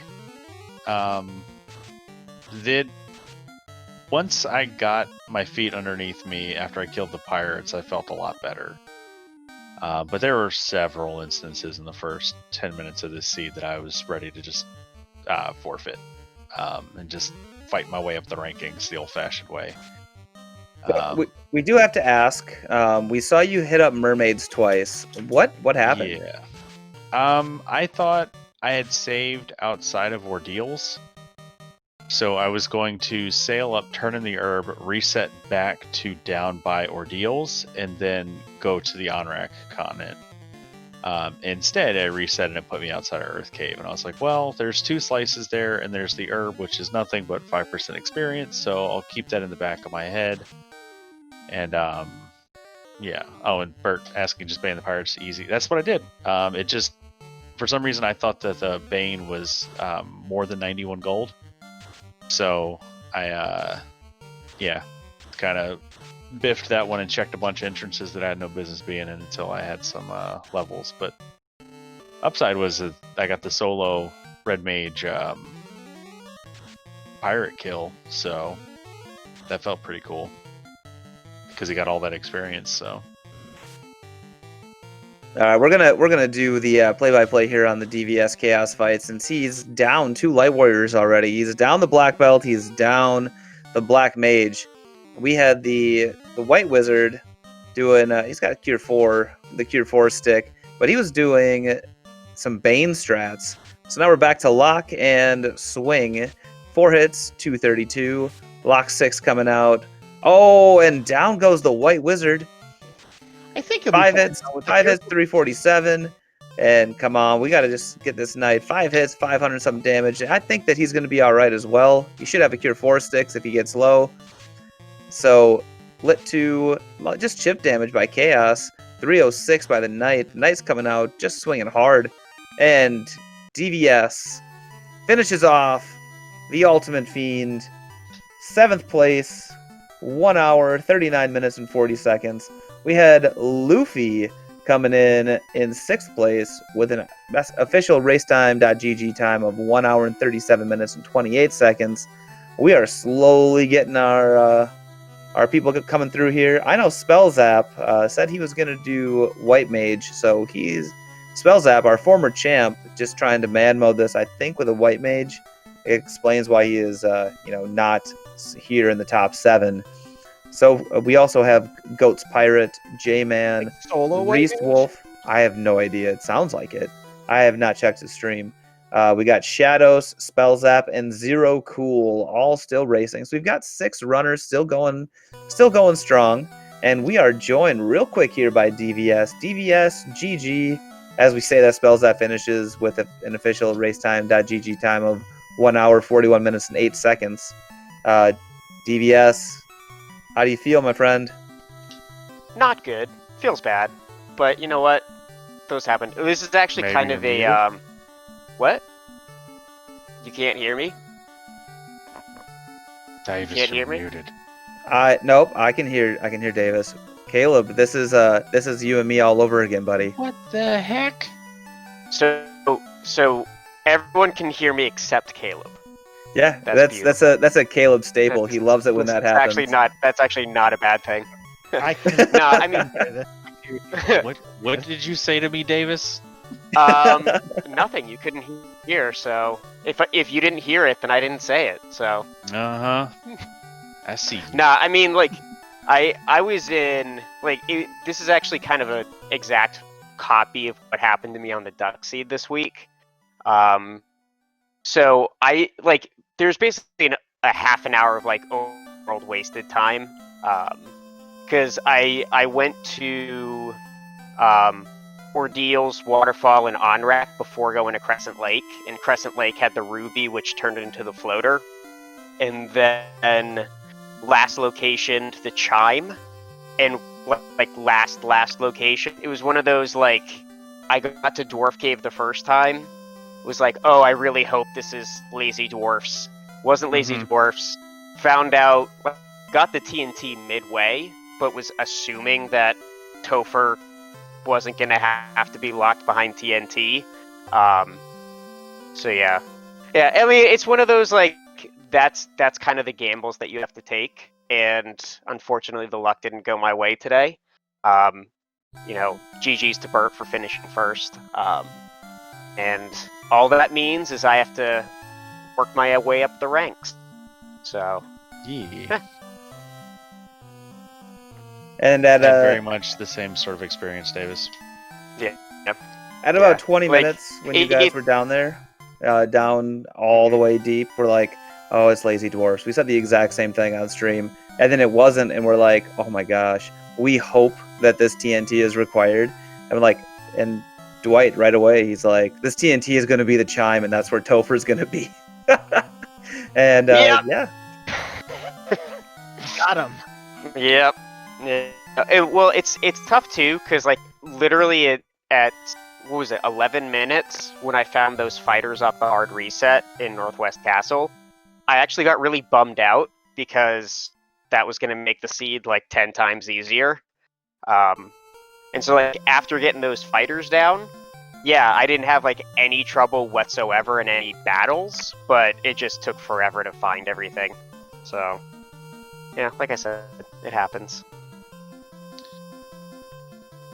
And it happens to the best of us. I mean, you guys are both. You guys aren't that far down in the standings. I mean, anybody else who wants to join Irongol, we're all going to be down below 13th. So I'm going to have to, as the sacrificial commish lamb here on comms, I'm going to have to start going after some people here the next couple of weeks. Anybody else who's out there? You guys can all challenge anybody that's in this race. Except for the number one contender. I got my eyes on Dead Pulse. I was actually just gonna say that Caleb Dead Pulse race is gonna be really good. I already got an idea. Are you just gonna take the flags we were gonna run on Tuesday? No. Or is this special just for Dead Pulse? No, I want to race Dead Pulse in like a sort of like a standard 2 loose Northern Docks on Swiss tournament style. Gotcha. Oh, Whimsy Weirdo challenging me to a nap off. You're on, bud. I'm tired. Kildaka's got to get on here and challenge you to a forfeit-a-thon or something crazy like that. That can happen. Mm-hmm. And for anybody who's out there watching, make sure that you follow our runners. There it goes. Nope, didn't go. I tried to get. Thanks, Danny. follow the awesome runners. Here we got Ray Face Caleb, we've got DVS. Follow these guys. They put on a heck of a show tonight. Follow everybody here on comms. Follow our trackers. And we're all on Twitch. We all play games. We all have a good time. You can hang out with us. What's essentially in real life now. We do have Reese Wolf finishing in 9th place with the racetime.gg time of 1 hour, 45 minutes, and 12 seconds. GG, Reese. And yeah, some of the updates for Irongol is this whole season is going to be done on racetime.gg. This experiment is going to be interesting to see what happens when it comes to how the points work. It also gives us a much greater option of having multiple people running at the same time. A lot of old Irongol matches were 1v1 or 3 people. This gives us a chance to get a lot more people. And I know Caleb is our resident ping me to race every single day. My phone blows up 3 times a day because he's bored guy. And he could turn a lot of those into Irongols super easy right now because it's just using racetime.gg and open up a room, get some people in there, race some flags. The way that it's normally gone is lower rank challenges higher rank to a certain flag set. There's nothing saying that you guys can't just throw some flags together and agree upon it whenever you guys want. That's basically Irongol is exactly what you guys want to make it. So anybody who's out there who thinks that Irongol is not for them, it literally is whatever you want it to be. If you want to race vanilla and somebody agrees to race vanilla, hell, go ahead, race vanilla. Yeah, we saw that in the Irongol Double Dragon circuit just the other day with the Teamwork is for Dummies taking on the Trash Island treasure hunting unit, and they raced vanilla with Forced. It was a lot of fun. Yeah, I think that there's a grand misconception that Irongol has to be wacky shenanigan flags like what we saw tonight. Like it can be whatever sort of race you're comfortable in. Groggy Dog and I did a race a few weeks ago that was just the Fall League's free enterprise flags. So it doesn't have to be nonsense. It can be nonsense and they can be fun. But yeah, I think it's important to kind of break that stigma, Gouda. Absolutely. And like Caleb, you and I, it was a couple months ago now, but we did a first to kill Lich race with like everything randomized, and we didn't realize what we randomized at the time until we got into the race.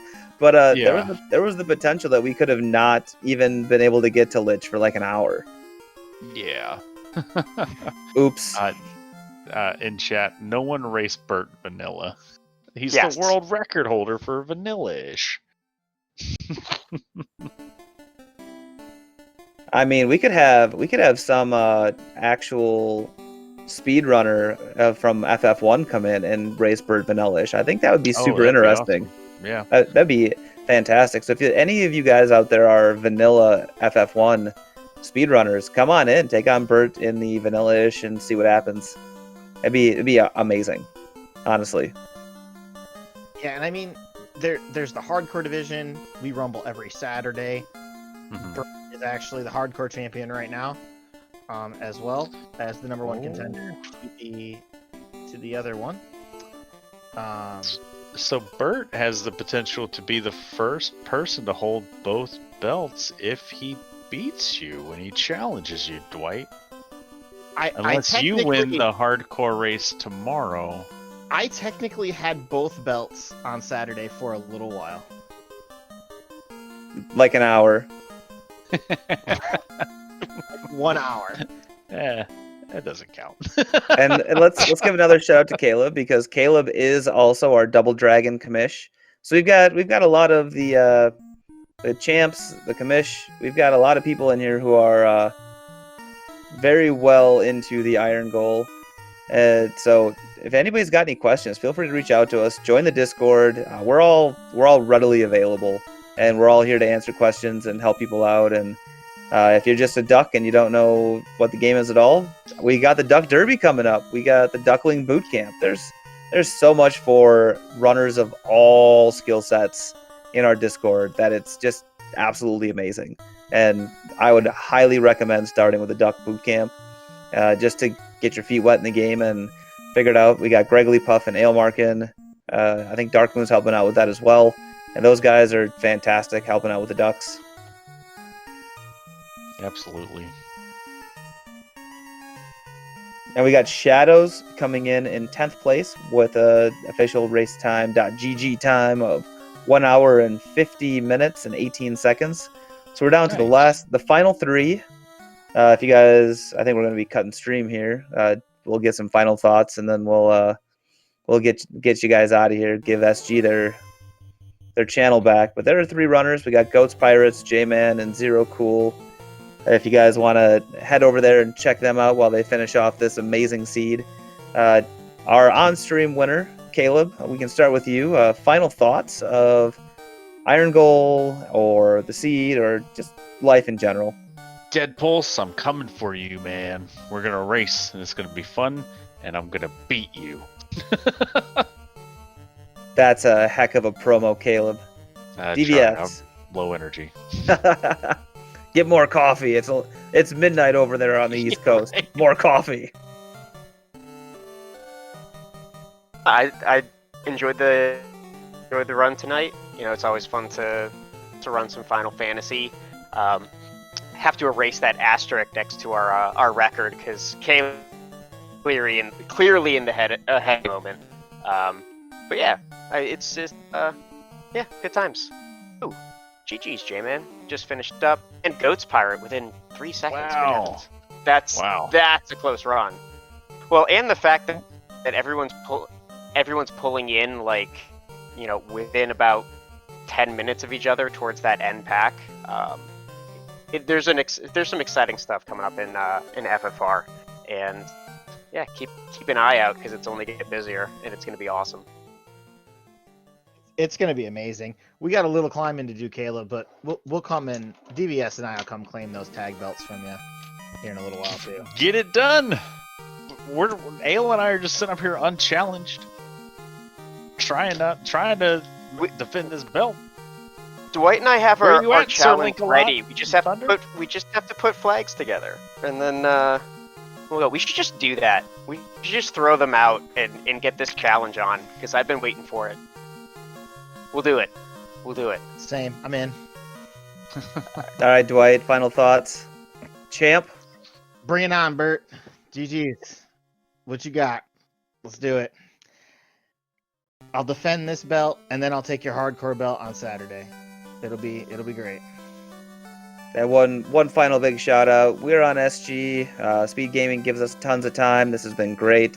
We appreciate everything that they do for us.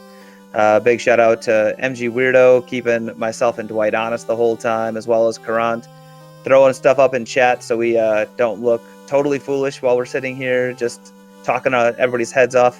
And I'm Gouda632. I am the Irongol commish. This was a great time. I'm glad the Rumble came.